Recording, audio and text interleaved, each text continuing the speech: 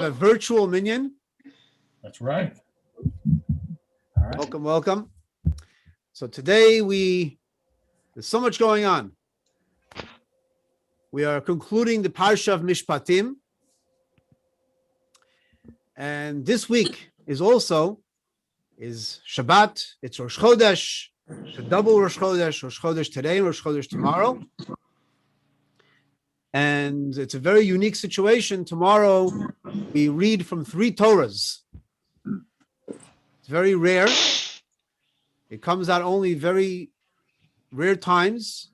The only time you can really count on having 3 Torahs being read from is on Simchas Torah. Otherwise, it's only when there's a rare lineup of Shabbat, Rosh Chodesh, and then the special portion. Sometimes it's Hanukkah.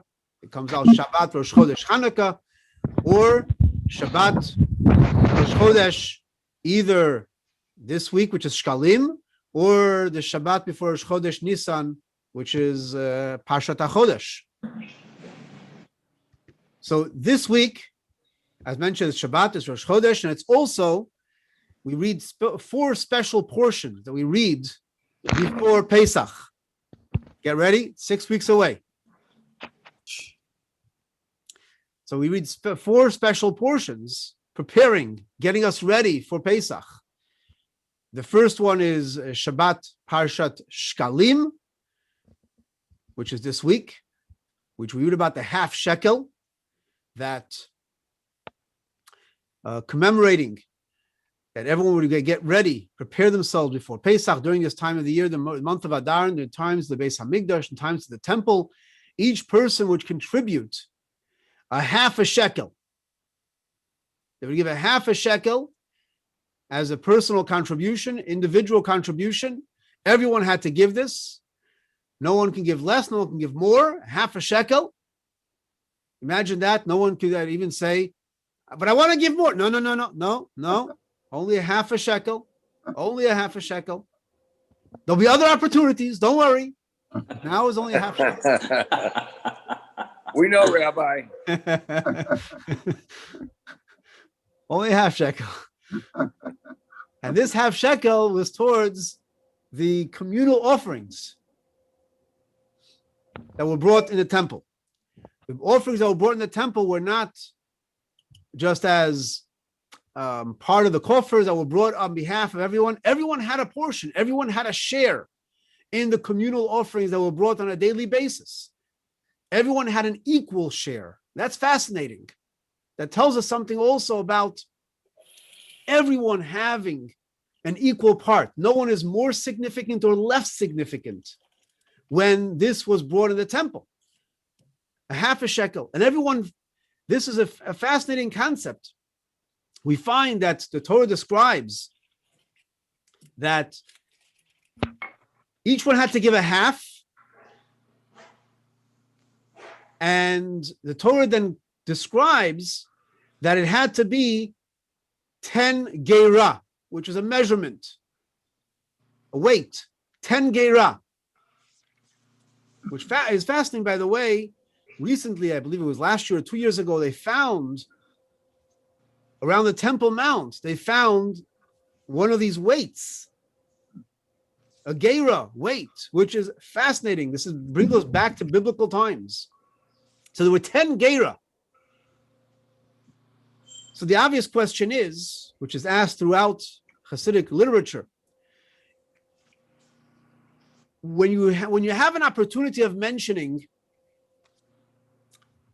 either a whole or half, you want to make mention of something, you make mention of the whole concept. Why make mention that this is only a fraction, this is only a part? Why mention the negative when you can mention the positive? So say you had to give a weight of silver weighing 10 geirah, 10 geirah. Why mention that it had to be a half shekel?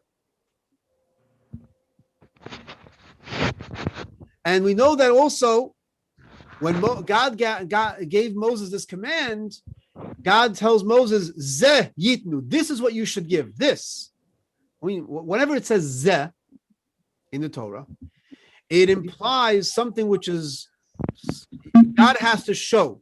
Zeh means this is it. Here it is. So you may be confused. And here, this is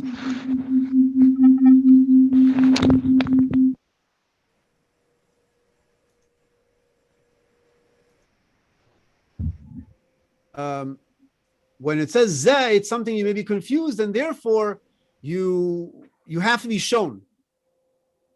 So Rashi points out that God showed Moses a fiery coin, a fiery half shekel coin, and says, like this you should give. Why was it so confusing? A half a shekel is a half a shekel. The answer is, it says that this half shekel should be an atonement for your soul. This was actually an atonement for the golden calf. Moses couldn't understand. You give a half shekel, and that is the atonement? How could that be an atonement? How could you give it? How could you substitute for something that's so something which is so grave as a sin of the golden calf? How could that be transmitted? Here, give some tzedakah, give a half shekel, and you're done. How could that be? So God showed him a fiery coin. What is the message here? The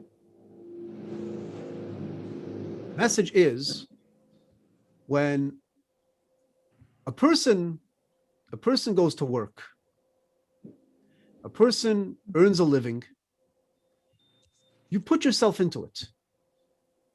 This is your livelihood. You're able to do whatever you want with that. You earn a living and you put your kishkis into it. And therefore, people are entitled to do what they want with their money. It's their money, they earned it.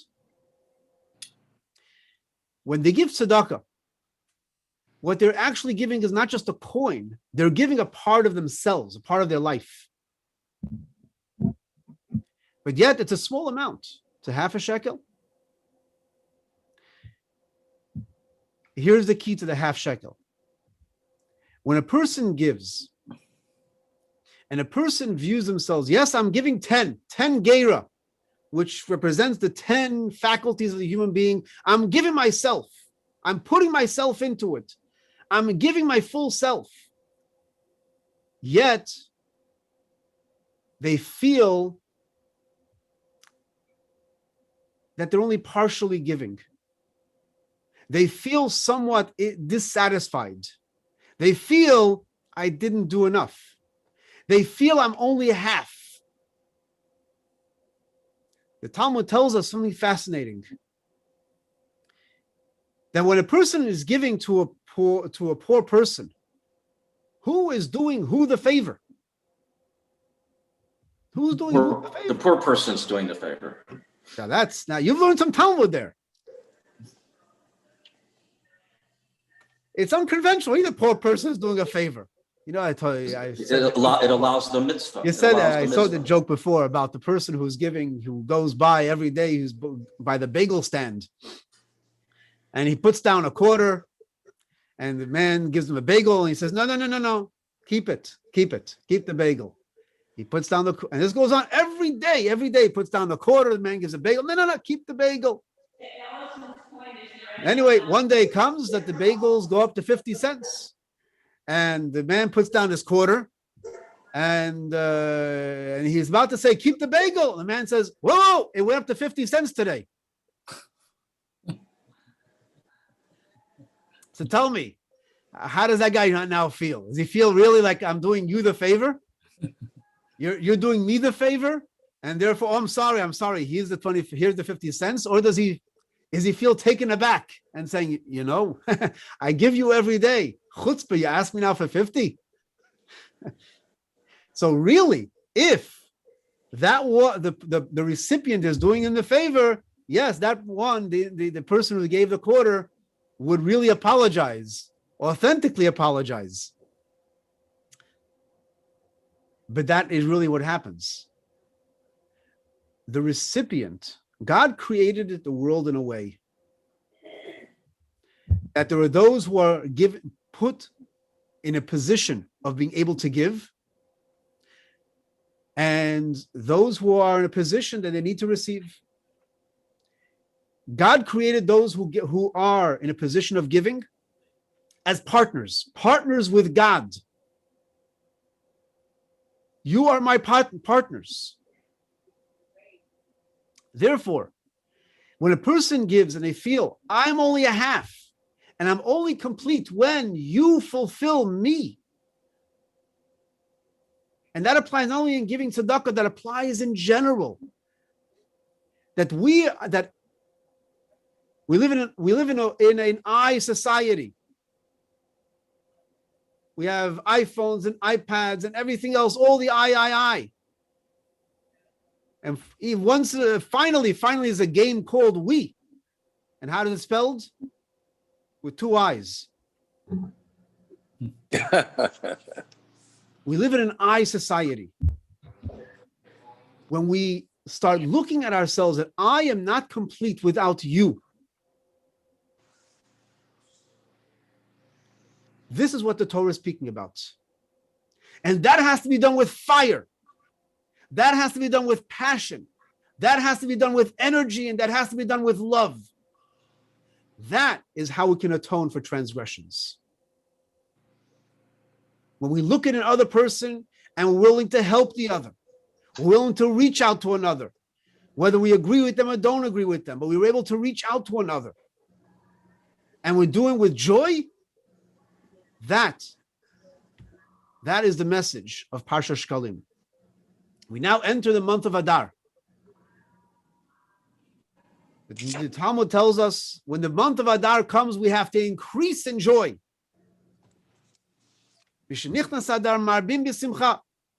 entering the month of Purim, the month of incredible miracles, and from Purim into the month of Nisan, which is miracles. So now we have an opportunity of today and Shabbat increasing with incredible joy, because when we were able to reach out of our own personal I, we're able to really increase in joy.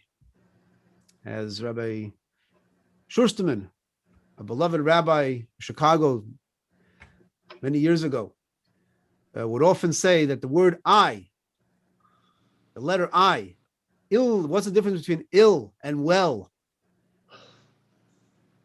Ill begins with I, and well begins with we. Talmud also says that the month of Adar is a month of health. Bariya Mazla, it's a month of good health.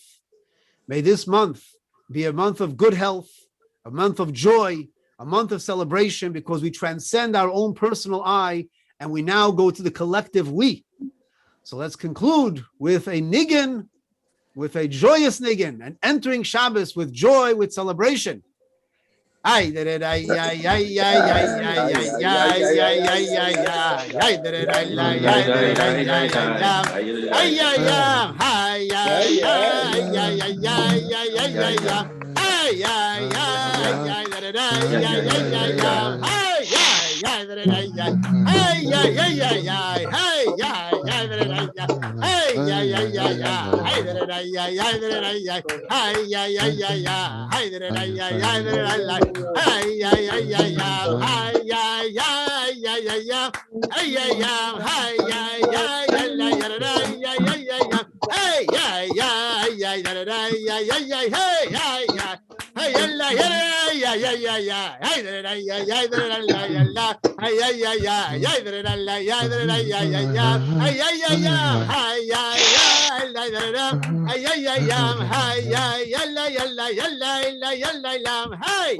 Ay ay ay ay ay ay ay ay ay ay ay ay Have a good Shabbos, a good Chodesh. Shabbos. Remember, 2 weeks from today is Purim. 2 weeks from today is Purim, Thursday night, and Friday, the 25th, and the 26th is Purim. Let's start getting ready with joy. Good Shabbos and good Chodesh. Rabbi, quick question, Rabbi. Was the Hold on 1 second. Hold on a second.